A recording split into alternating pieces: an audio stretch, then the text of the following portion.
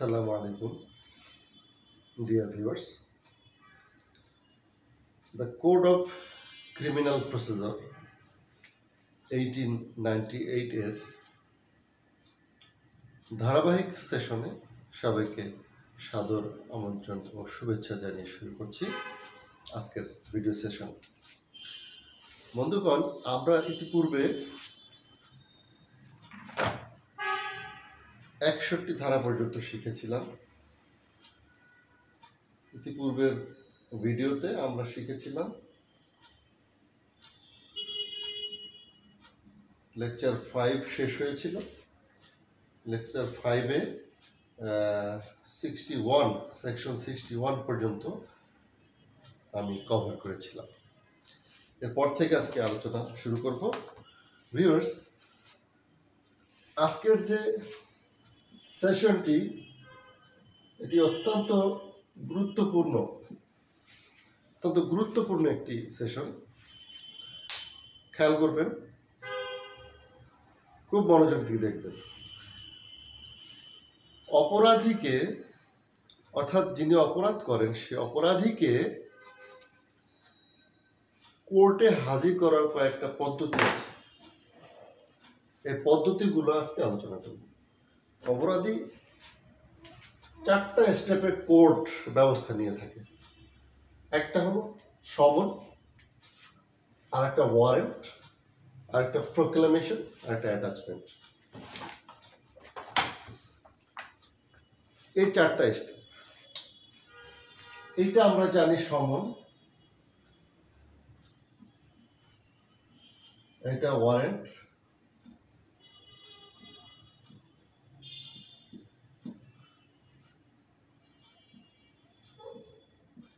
Proclamation হচ্ছে হুলিয়া, attachment হচ্ছে croak.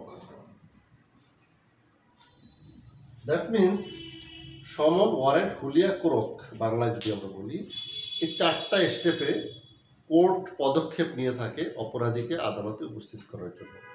First step হচ্ছে সমন। এটা হচ্ছে সেকশন 68।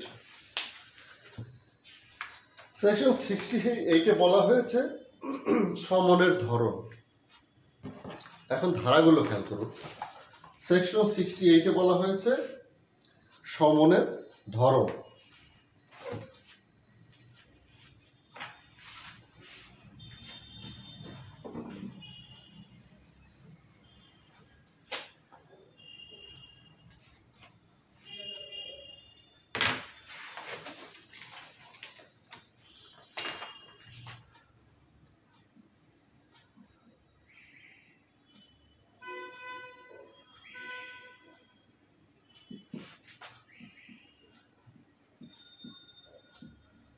লেখা থাক 68।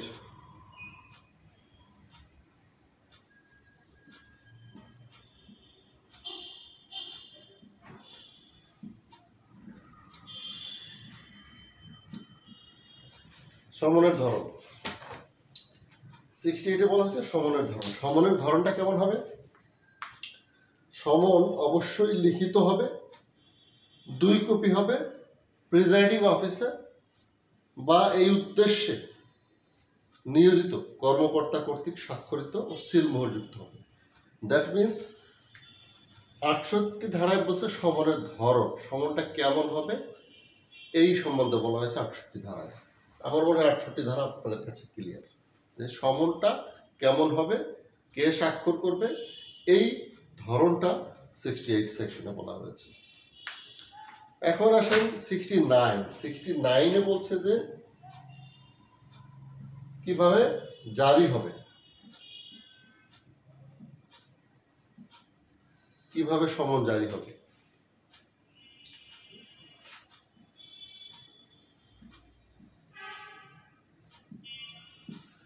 কিভাবে সমন জারি হবে। এখন বলছে যে 68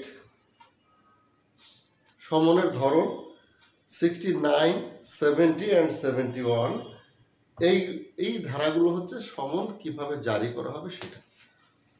69 ধারায় বলছে সমনটা ব্যক্তিগতভাবে, অর্থাৎ যেই ব্যক্তি অপরাধী তাকে গিয়ে বলতে হবে যে আপনার নামে একটি মামলা হয়েছে, এই হচ্ছে সমন। এটা হলো ব্যক্তিগতভাবে তাকে সমনটা দেয়া। 70 ধারায় বলেছে যদি ওই ব্যক্তিকে পাওয়া না যায় তাহলে তার পরিবারের একজন সাবালক পুরুষ সদস্যের কাছে দিতে হবে। 70 ধারায় বলছে সাবালক পুরুষ সদস্য।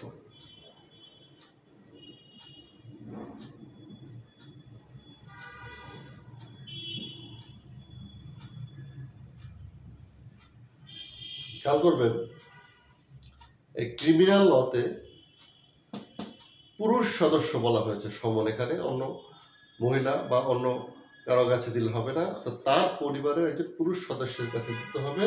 70 ধারাটাই বলা হয়েছে।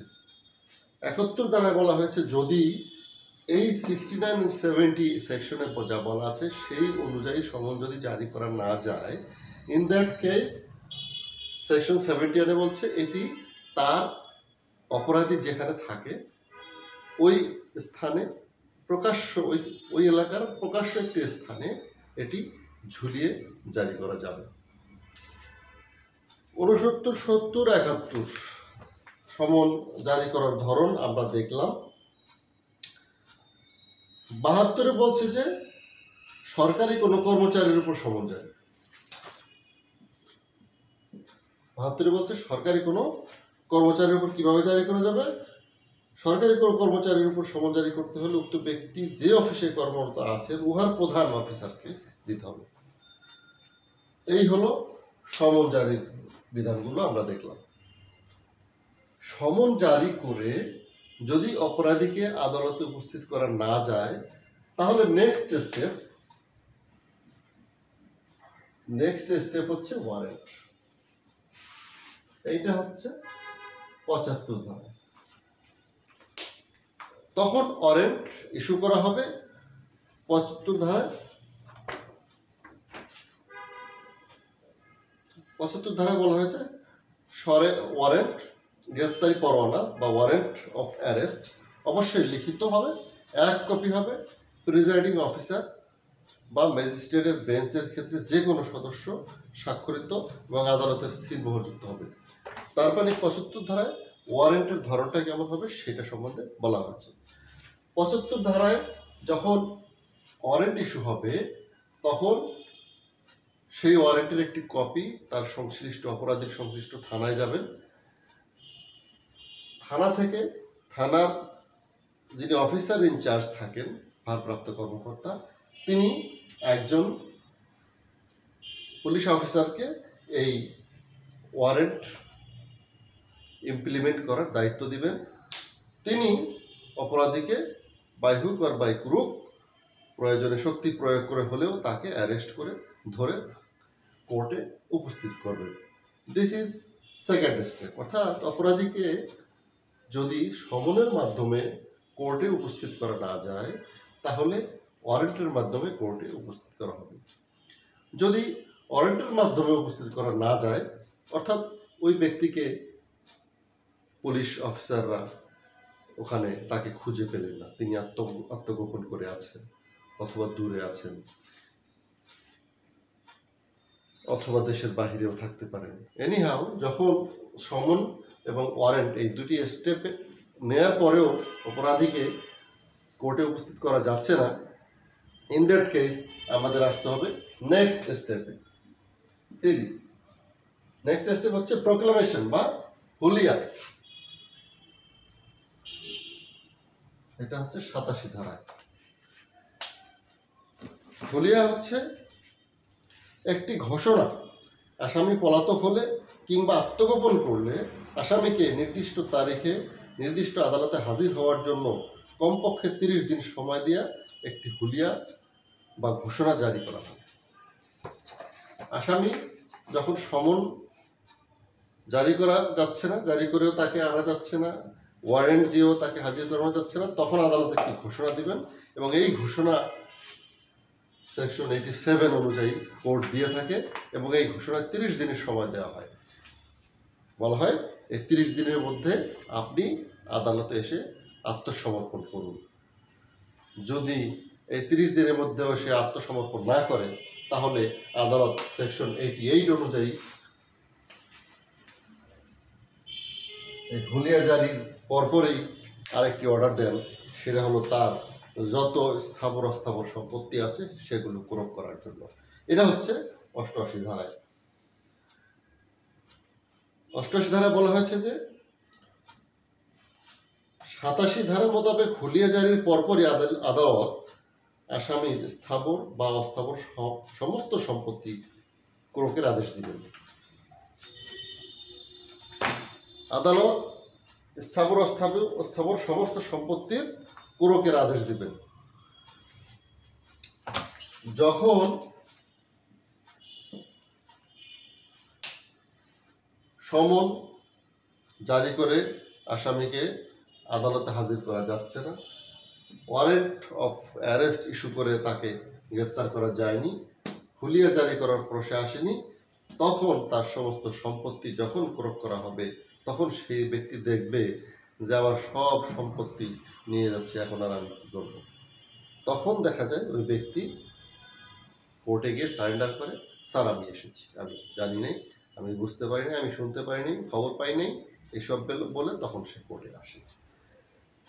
এই 4টি স্টেপ এর মাধ্যমে কোর্ট আসামিকে আদালতে উপস্থিত করার ব্যবস্থা নিয়ে থাকে। আজকের আলোচনা এই পর্যন্তই। ধন্যবাদ বন্ধুরা, আবার নেক্সট সেশনে আলোচনা হবে সবার সাথে। ধন্যবাদ সবাইকে। আসসালামু আলাইকুম।